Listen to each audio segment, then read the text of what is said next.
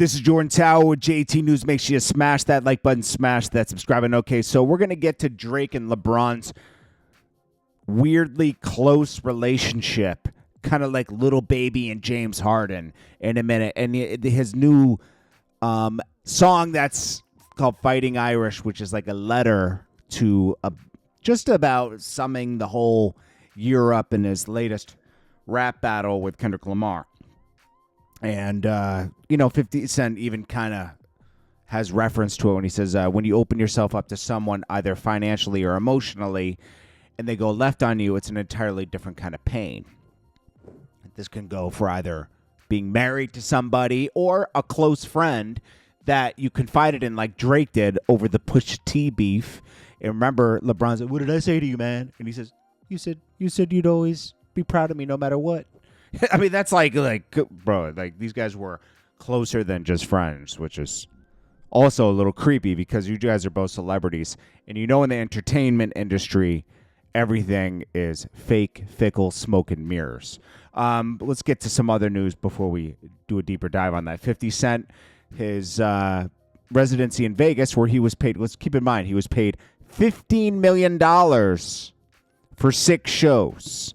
Because he just came off of this successful tour where he made $100 million. I mean, that's a lot. Ving Rhames came to the show, and 50 Cent says, he came to see me. I'm done. This is crazy. One more show to go in Vegas, and then I'm out. Some people were being very critical of the show, and 50 Cent had to say, like, what do you think this is?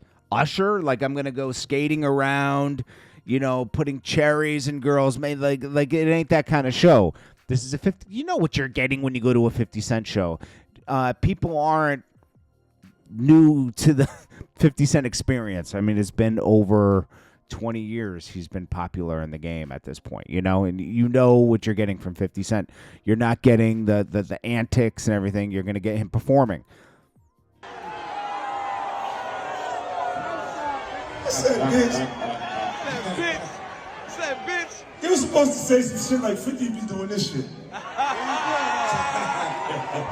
what I'm gonna do. I didn't say the music was bad. Fuck all that, man. What you thought I was gonna be out here rollerblading like Usher and shit? I see some shit Chris Brown was flying in Africa. I don't have records that require me to fly in Africa. He did do one record where he flew in Europe, though, when he was doing the Europe portion of his tour.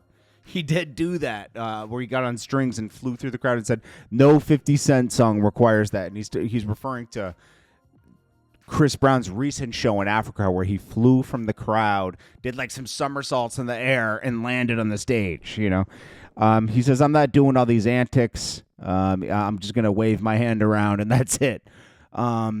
Well, Hot 97, they reposted a article from a blogger in Vegas that says it was the worst show she had ever seen. The music was off, this was off, and this was off. But I've seen some clips. It's a typical 50 Cent show, and I think it's a free show. I don't think you buy tickets to it. I think you reserve your spot. Because it's done at the Planet Hollywood PH Live, right? And it's really they pay entertainers to entertain their guests. So if you're staying in the hotel and you're gambling or whatever, I guess you get tickets to the show. I guess you can reserve spots too. I'm not sure how it works. I've never gone to a show in Vegas before, but. His final lap tour made $103.6 million, if you see on the screen, right? And this is just them. They got sold on the package, and I'm sure they're doing fine, breaking even and everything. They're going to pay somebody to perform these dates. So hopefully he gets a different residency. Maybe he mixes it up. I don't know. We'll see. A lot of artists get Snoop Dogg gets DJ gigs over in Vegas. Jermaine Dupri has some type of residency at the Wynn, I think. Anyways, then we got Little Baby's Wham came out, and they title it Atlanta Had a Drone Show to celebrate the release of Little Baby's Wham. Do you think Atlanta's having a drone show? It's QC to promote Wham. And it was good. They put it in the sky, put Wham in the sky with drones. China's doing this all the time. China's way ahead of us. I don't even know if they had fireworks. They had drone show this year, which was crazy. But yeah, look at that. That looks dope. They put all the drones in the sky, and it spells out Wham, and it has the album cover. That's dope. Wham is cool. If you like it, you like it. I saw about 3 songs on there I thought were good. Little Baby is consistent with being Little Baby. I just think a lot of people, including myself, maybe they're tired. I'm a little bit tired of the same cadence and flow. It got tired. Some artists it doesn't get tired. Some artists it does get tired. Even 50 Cent got tired at one point. I think it was in like 08, 09. It started to dwindle off. And he knew it. That's when he switched into television. So here, let's get back to the Drake letter, the personal letter. It seems to be very focused on LeBron. Now, him and LeBron used to like trade watches with each other, and they're always seen hugging each other up. And in this letter, Drake even references that you used to check on my kid as if he was your own and stuff like that. So I'm going to read it not as a rapper. I'm going to just read it as a letter. He says, the world fell in love with the gimmicks. Even my brothers got tickets. So he looked at, that's the thing about the music industry, entertainment industry. They refer to each other as brothers and family when it's not so. It's not so. And Drake knows better. He said this in a Rap Radar interview in 2000. Was it 2000? It was either 2019 or 2000. And he referred to, I know these people aren't my friends. We're out to take each other out. Now, I think he thought it was different because it's LeBron and they're in basketball. They're not really competing. It's still the entertainment business. And LeBron is going to... LeBron's weird. Like, he even would still do Pusha T. He would still, like, do the lyrics to Pusha T songs, even though Pusha T and Drake didn't get along. But in this one, he bought tickets to the Pop-Out show. He went real hard with the Not Like Us when he's friends with Drake. And, you saw other people, other NBA players like Steph Curry that are friends with Drake. They kind of stayed neutral and still champion Drake as they always do. That nothing changed. Things changed with LeBron. Seemed like they loved every minute. Just know this is personal to me and not just business, he says. And then he's thinking back on behaviors and suspicious things that happened with LeBron.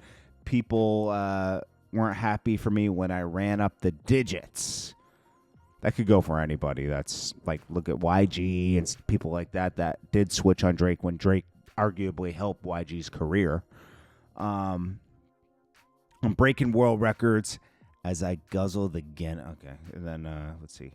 I got my 5th Maybach. The color's different. Maybach. Okay, remember trading watches? I gave you the Arabic dial. You gave me the numbered edition. This is like real personal letter. Spooky. Spooky relationship. I think he even has LeBron tatted on him. It's spooky. You would even check up on my son like a pediatrician. Sure convinced the gang this is rooted in love when it isn't. So you believe they were real blood brothers when they weren't. Talking about we family. Well, I'm not the cousin. God forbid we ever got tarnish your public image. All that brother talk as if I really discovered a sibling. 6 degrees, my memories retrieving over humble beginnings. So, 6 degrees of separation. He's just more sentimental brother talk. Let's see. You want to cover my body in dirt? That wasn't me. That was me. That was a body double. We've done dozens of switches. Yeah, okay. We're getting all weird. We'll place one of these. Rapping over now. Came a sudden decision. Then it says, I don't give a F about you snakes, these other musicians. So he doesn't care about YG and those guys, I guess. People started messing with my family. I'm going to prison. And we all crashing out together. My brother's complicit. Okay. Let's see. Yeah. That's the LeBron part that was a little weird. Then he talks about, and the thing with the Kendrick wasn't too strong. Yeah. Pulled the rabbit out the hat. Y'all love a magician. It's funny to see y'all rejoicing and hugging and kissing. What are we celebrating? I'll rent out the club. In addition, nothing was the same with all you guys. Nothing's forgiven. But next time, bury me in gold. Okay. I don't have a drinking problem. I got subtle addiction. I got my father's habits. I got my mother's permission. Okay. All right. Anyways, some of these were taken as shots to Kendrick, but to me that would be weak if it was, you know. I think this is just a letter to everyone that's kind of turned their, well, they have turned their back on him. There's many people that have. This is good. It exposes who's with you and who's not, you know. I look at something like this as good. So it's a blessing in disguise. Moving forward, Drake will be Drake with another loss on his roster, on his, his board. But it doesn't matter, you know.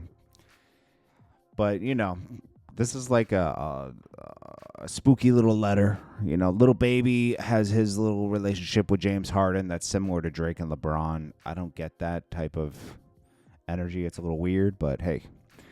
Anyways, this is Jordan Tower with JT News. I will check you guys in the next one. Make sure you smash that like button.